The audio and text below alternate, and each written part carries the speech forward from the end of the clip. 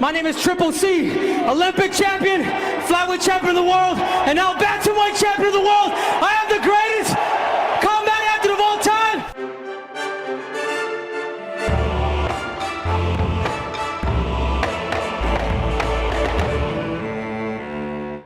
And with that cringe, welcome back to the Triple C and Schmo show. I'm the Schmo. My partner has an Olympic gold medal.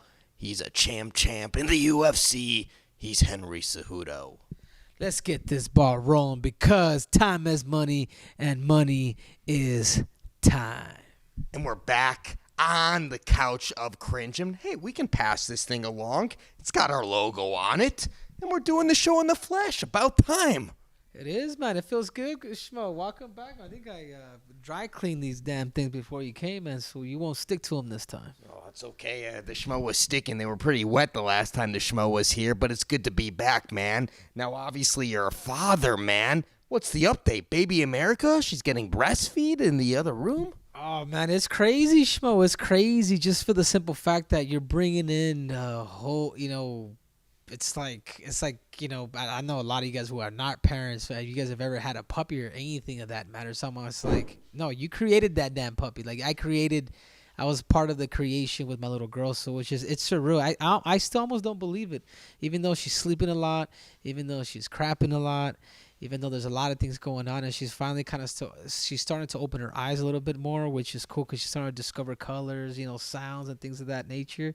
It's been cool, man. I've been getting maybe 3-4 hours of sleep. Not even lying. And she's got a big head like you. She does, man. That's the first thing the doctor said when we had the baby. She was like, Jesus. She's like, Henry, that's your head, champ.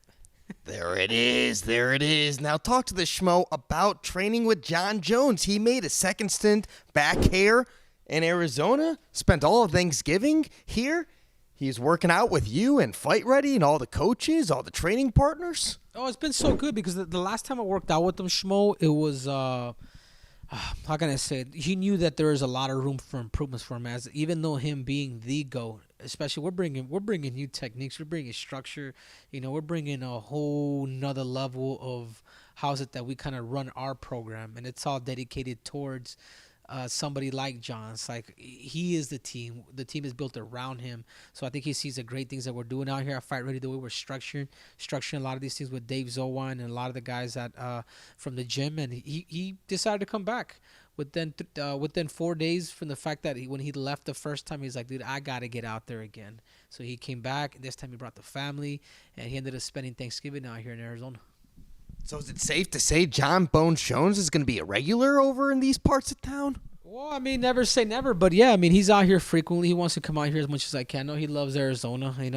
Phoenix is a lot like Albuquerque. It's just a whole lot nicer and a whole lot better. And, the champ is welcome, man. When you're the champ, when you're the GOAT, man, you really can do whatever it is that you want to do. But one thing that I do feel like he would have at Fight Ready is just structure, man. And I think that's the reason why he loves coming out here, because of the people, the team, the professionalism that we have out here. And obviously, my job is to dissect them. My job is to dissect his fundamentals. My job is to pinpoint all those minor little things that he's missing, because he is missing a lot of things. But he's such a student, Schmo. Like, we had Jaden Cox in the room yesterday, and he just, he couldn't stop. He couldn't stop but just wrestling this world-class athlete. And they were going at it for a good 40 minutes. Which was incredible to watch. And yeah, Jaden got the best of him, but just the simple fact that Jon throws himself out there against an elite, against an Olympic medalist, a two-time world champion, I mean, that says a lot about Johnny Jones Bones. Johnny Bones Jones improving, getting better, and there's weaknesses? Man, that's a scary thought, if so, because Johnny Bones Jones is a dominant fighter, and for all those Johnny Bones Jones updates training here in Arizona, we're sitting next to the man to get him from right here, Triple C, and he's going to say it on the Triple C and Schmo show. And with that said, let's get into this week's gold medal moment. Let's talk about this lightweight picture here in the UFC, because 2022, it seems like a lot of things are getting figured out. We got Beneil Dariush booked with Islam Makhachev, the number 3 and number 4 guys going at it. It's set for February. Conor McGregor talking about his return in April. You got Oliveira and Poirier in 2 weeks to determine the champion. we're going to get a clear-cut thing here in 2022. No, and I think it's good. I think what the UFC is doing with Dana White, the fact that they're gonna allow Justin Gaethje to fight the winner out of Poirier and Oliveira, which I'm going for Oliveira, but I almost feel like Poirier might pull it off just for the simple fact that he's war proof. You know what I mean? I don't know if Oliveira I've never necessarily ever seen him like be in some like crazy wars, and obviously he did beat Michael Chandler to win the belt. But that being said, I think the winner out of that matchup is gonna end up fighting Justin Gaethje, and then the winner out of Dariush and Islam is gonna end up fighting for the winner of that. So the lightweight division right now is on fire. It's good to start seeing that process. And then on top of that, man, McGregor might come in. He might try to steal the shine and get the spotlight. And man, that's just a lot of drama. But it's good to see where this next year is heading. And I think it's gonna be a clear cut Justin Gaethje, and we're gonna have Islam and Dariush fight. The winner of that fight. So it's just good, Schmo. There's just a lot of drama going at the lightweight division. Well, it seems like the man who's over my left shoulder, your right shoulder, your manager, Ali Abdulaziz, he represents 3 of those 4 guys we just mentioned, and a Beneil Dariush, and Islam Makhachev, and Justin Gaethje. It's great that we see what's being sorted out for the next in line contenders, because that's respectively your 2, 3, 4 guys right then and there. So with all this said, I want to ask you this. Who do you believe will be holding that gold strap this time next year, 2022, of all the names in the lightweight division? Well, yeah, 2022, the person that's going to get the first crack is going to be Justin Gaethje. So I might have to say none other than Justin Gaethje, the highlight reel, because he has the opportunity. But the biggest threat for all of them is Islam. So does Gaethje beat Islam? Is that's what the hypothetical situation is? Does he beat Islam? You know what? They're both friends of mine. We're going to have to tune in and watch. I do want to say, but I don't want to build enemies with Russia or the U.S., but I think it's going to be a great matchup because Justin Gaethje brings a fire. He's a risk taker, and obviously Islam is just like his brother Khabib. They're going to go in there. They're very methodical, very calculated, and they're doing all the setups, all the striking geared towards taking you down and eventually punishing you on top. So that being said, man, we have to stay tuned and watch, Schmo. Okay, but the gold medal question will be this. Obviously, your boy Conor McGregor, him returning in April, right? Him returning, let's say it's Q1 or Q2, maybe even early Q3 of 2022, saying that he gets the immediate title shot. Obviously. And he might, Schmo. That's just the way it is, man. If he's going to butter up Dana White, obviously he brings the numbers in. Yeah, he hasn't. If you really think about it, he's only beat one lightweight guy, and that was Eddie Alvarez when he first won the fight. He hasn't beat anybody since. But that being said, because he is a cash cow, and he is that blonde-eyed, blue-eyed devil, he's going to sneak in there because, as you can say, man, when Dana White says no, it really means yes. So then the Schmo is going to say that we both agree that Conor McGregor is going to be fighting for a title in 2022. I think so. I think because either one, whoever does get the belt, remember, the athlete does have say.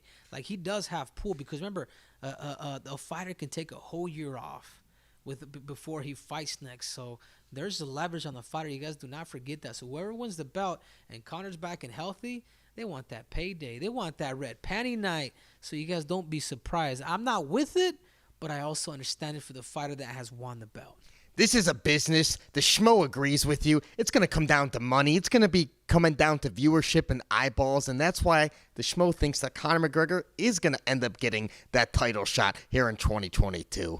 Let's move on to the silver medal moment. The Schmo knows that you watched this fight pretty religiously because we love boxing, and I know you love boxing. Kambosas and Teofemo Lopez. Man, that thing got like 8 different dates, so many cancellations. That fight finally came to fruition in Madison Square Garden Saturday evening. And Kambosas, man, shocks the world. He gets the job done, and we got a new unified champion in the lightweight division in boxing. Exactly, man. Think about it, Schmo, because he was a 13-1 underdog. I mean, this fight was pushed. It was on so many other shows before it actually got caught onto the zone. They're able to make the deal happen. But now these guys put on a performance where it was super close, Schmo. But I would give it to Kambosas because, man, he dropped him. He was a more accurate fighter. I didn't like the fact that Teofemo at the end, and I was a Teofemo fan, but man, when you lose and you can't say you won 10 rounds out of the 12, man, like that's just not cool, man.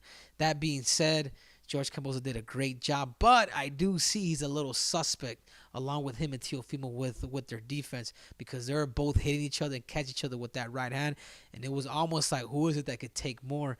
And for that reason, George Kambosos was able to take a little bit more than Teofemo, but I'm not sure how long these people are going to last, because you getting hit and you taking that damage against a guy like Devin Haney or Tank Davis, man, you guys are going to be in trouble.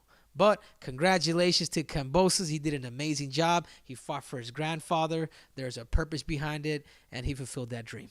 And there's so much shit talking in that division, too. The Gervonta Davises, obviously, the Devin Haney's, the Ryan Garcias, the Teofemo Lopez's. All this stuff is now coming together. Obviously, Teofemo Lopez losing, it puts a monkey wrench in the situation for him going back to Top Rank and fighting a Josh Taylor. So it puts everything up in the grabs there. Of all the 135ers, who do you think's the best right now that Teofemo Lopez lost? You know what? I used to think it was Teofemo, but ever since I saw Tank Davis go to 140, the way he bought Barrios, is it Barrios or Barrera? Barrios, yeah. The way he fought Barrios, I'm just like, man, I am just super impressed. Yes, he is a brawler. It's like it was almost like Mayorga. I don't know if you guys remember Mayorga from back in the day. He used to smoke a cigarette. He was a brawler, but he was able to beat the guys like the guys that were extremely technical. But that being said, a brawler at times is so dangerous to any technical fighter, and especially with skill and power and will. I think that's what makes Gervonta Davis extremely dangerous. But if Ryan Garcia wants it, if he really wants to fight a Tank Davis, I would like to make that fight happen before anything. But I think Tank Davis would hurt all these dudes. He really would, man. He's a short fighter, a lot like Triple C, but he understands his ability, his strength, and his power is dangerous. And back on the note of Teofemo Lopez, what'd you make of him admitting injuries to all the media covering it days before? It seemed like he's already had like an excuse built in. Do you believe in that? Do you buy in that? Would you fight knowing that you're injured and admit that to the media ahead of time? Yeah, see, to me, Schmo, you're gonna lose fans that way. And this is the thing, man. I've been injured, I've been hurt, and I fought. And sometimes when you're injured and you're hurt and you fight, you are driven to a whole nother level, because you know that your capacity of being 100% is off, but your skill set and your mindset is what drives you and what takes you. So that being said, man, I think that's a bunch of excuses from Teofemo. And again, I liked him. Even his dad hugged Kambosas at the very end. Teofemo kind of, you guys fought. You guys be a good sport about it. If somebody was to take me out or knock me out, I'd be like, hey, at the end of the day, it's all competition. We are supposed to sell these damn fights. We are supposed to talk shit. We are supposed to get in underneath each other's skin, because there's more viewerships and you promote your sport a little bit more for all you Triple C haters that don't get it. Anyhow, I was just a little disappointed with Teofemo the way he took that loss, and if I was George Kambosas, I wouldn't give him a rematch. I would go for David Haney, or eventually I would probably go up if he's struggling to make 135 pounds too. And Devin Haney's got a big fight coming up this weekend, too. A lot going down. And it's kind of the opposite, though, because this weekend the Schmo was over there, Triad Combat. Frank Mir, he fought injured, didn't admit anything when he lost to Kubrat Pulev, but it was Rampage Jackson on the mic after it was all said and done, admitting that Frank Mir went into this thing injured. Sometimes you're a warrior.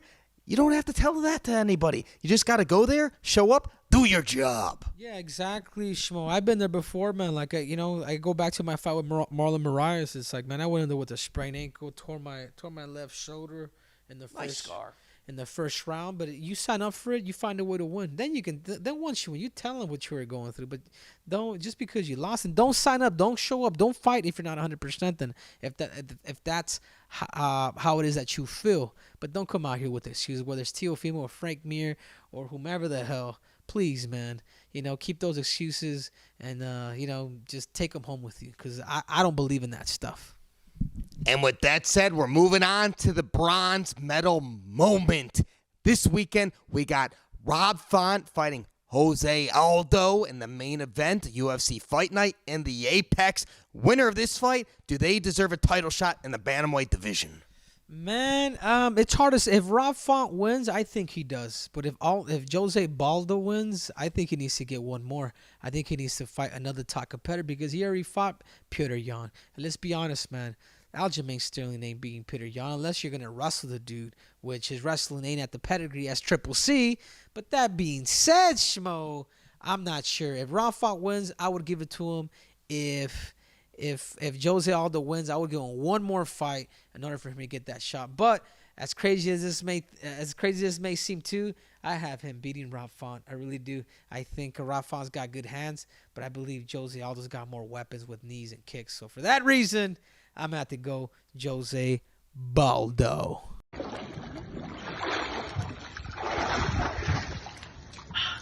It feels good to have good hair. So upon my return, I really did want to fight Dominic Cruz, but I thought about it, and he's too brittle. If I was to tell Dominic Cruz to bend the knee, he'd pop his damn neck out. But actually, I'm not here to talk about Dominic. I'm here to talk about Jose Waldo. And I want to give him a clap at his last performance because a lot of people thought he won. I want to congratulate him because now he's part of the Henry Cejudo sweepstakes. But it's under my terms. I want to fight him in my city. Rio de Janeiro. Daddy's coming home. Dana White, let's sign that contract. And one last thing. Your movie sucks. Yeah, and Jose Aldo and you were linked to a fight. It obviously never materialized, but the Schmo thinks that you've been training for this guy at one point in time. If you're Rob Font, what's the difference maker to beat this man Saturday at the Apex? Yeah, Rob Font doesn't have the styles or the tools to beat. I mean, he could beat him if he just really uses his footwork and really gets pretty with his boxing. But I don't think Jose Aldo's gonna allow that. He's gonna kick his legs. He's gonna do X, Y, and Z. I think that's gonna be the difference because once you kick the legs, you compensate the hands. But to beat a guy like Jose Aldo, because I got ready for 4 weeks before the whole COVID pandemic stuff happened, is you wrestle him and you make it ugly. You really invest a lot in the training in the wrestling portion, which is something that Rob Font doesn't have. Even though I'm a fan of Rob Font's fighting, or his striking at least, I still don't think he is a complete mixed martial artist where he's a lot more threatening with the submission game or even his takedowns. You know what I'm saying? So his striking is up to par. Him and his training partner is a 45-pounder. I forget his name. Calvin Cater. Yeah, Calvin Cater. They got a phenomenal coach. I can tell that coach knows what he's doing. Tyson Chartier, shout out to the New England Cartel. Yeah, but I wish I need to see more wrestling from these dudes. I need to see more dynamics of setups and takedowns and even in their striking, just different setups to create whether kicks, takedowns, or punches. But I got to see more level changes and high lows from them because you can train for a guy that's just gonna strike, just like Holloway did against Cater. You just outstrike him. If you got better striking, you just press him. You just bring the fight. And the guy with the more tools is going to win. And for that reason, I'm going to have to go Jose Baldo. And now I'm actually cheering for Rob Font because I want him to get the opportunity. But I just got to go Jose Baldo. The Schmo fears that no matter what happens in this fight, the winner still might be drowned out just given the situation and the circumstances of waiting in the bantamweight division, waiting for Peter Yan and Aljamain Sterling to waiting for TJ Dillashaw to get healthy. And then obviously you got Dominic Cruz. He's fighting in 2 weeks. He's fighting Pedro Munoz. There's a lot going on in the bantamweight division. I think Dominic Cruz has the best chance to beat up Peter Yan. You know why? Is because of his distance game and the fact that he wrestles. None of these guys wrestle. None of these guys had really forced Peter Yan to actually wrestle.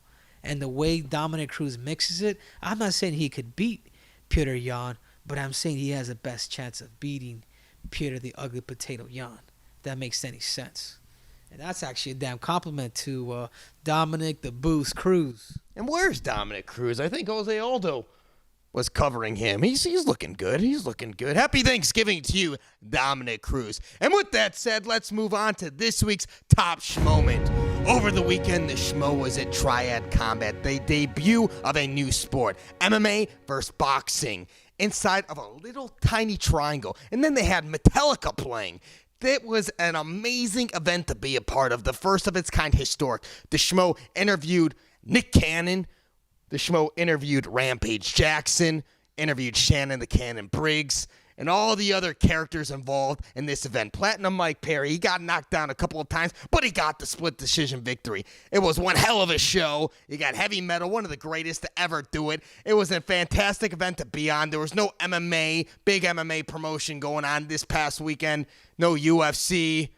So why not try this Triad Combat? And it did not disappoint. What's your favorite Metallica song, Triple C?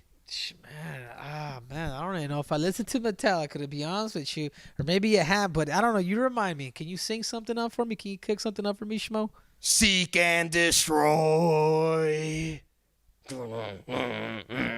That'll be it. But I know that's amazing. I believe what Triller is doing is unique, and I do believe that mixing like the whole boxing martial arts type stuff with the clinching and the boxing, I do believe myself that could be the future of and the biggest competitor for the UFC. It was interesting, obviously, because the Team MMA beat Team Boxing. There was no knees. There was no kicks. There was no elbows. It was just straight hands and a little bit of grappling. Obviously, you can't wrestle with them, but it was such a tight, close corner. You couldn't run anywhere, and it was all a game of inches. And it was exciting because they're all 2-minute rounds, not 3-minute rounds. You typically get in boxing, but 2 minutes, quick action-packed stuff. And you can't blink, man, because there's always something going on. And it was fun. It was fun to be a part of that. Yeah, that was the first thing I heard from you, Schmo. I'll be honest with you, I missed it because I was watching Teofemo and George fight on the Zone. But, man, you've been raving about it, so I'm going to have to go back and watch it. But I do know that Vitor Belfort was a good friend of mine. It was his idea to come up with these rules, and it's just super cool, man, to see what Triller has done to bring it together. And I can only see that thing going up from here. And the Schmo hypothesizes that Vitor Belfort against an Anderson Silva right inside the Triad, that could be a future match. That could be on the second one coming up. That's the crossover we get to see. We get to see some of these MMA guys going up against other MMA guys or professional boxers. I mean, there's a lot of good stuff going on, but this is the official crossover. The Schmo thought the rules were going to favor the boxers, but that certainly wasn't the case. Yeah, and that's the cool thing about it is you saw some boxers that won and some MMA fighters that won. And I believe when you get two MMA fighters like a Vitor Belfort and an Anderson Silva fight and fight with those rules, man, I believe it's going to be interesting. I really do. I used to think that I wanted to see them box, but now with the clinch game, I believe a lot of things will change, and I think this fight could do great numbers with Anderson Silva and Vitor Belfort. We can't wait to see Shannon the Cannon Briggs against Rampage Jackson. That's must-see TV. Those guys are great together. Get them a reality TV show together, too. We have to ask you this, though. Come on, champ. Come on, champ. Hey, it's let's go, champ. Let's go, champ. Come on, champ. Let's go, champ. He's a character. He's great.